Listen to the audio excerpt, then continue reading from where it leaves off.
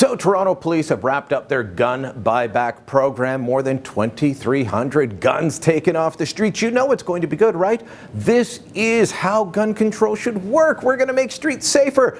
I mean, this is why police services across the country involve themselves in gun buyback programs, or pistols for pixels, all these different gimmicks to try and say they got guns off the street. But what did they really get? Mostly Grandpa's old shotgun, maybe a .22 that hasn't been fired in 30 years, and, as I showed in the paper the other day, a bunch of collectibles that were never going to be used in crime guns. Look, I'm not saying that gun buyback programs are completely useless. They probably take a few guns off the streets, but for the most part, the idea that this is taking care of crime guns is laughable. The police want you to think that any gun taken out of the hands of ordinary citizens makes us all safer.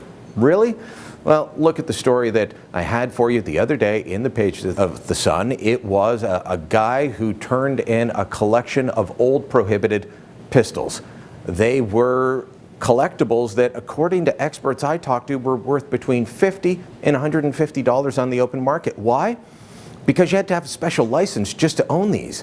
And fewer people have these. You had to have them before 1995. You had to own the guns. You had to have the license. There's fewer of these guys around. Nobody's buying those guns.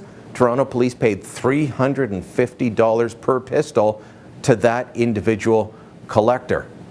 They're pistols, revolvers from the 1890s. Is that really what's going to be used in a drug deal? Is that really what's going to be used in gang warfare? No. But it does show that police are doing something.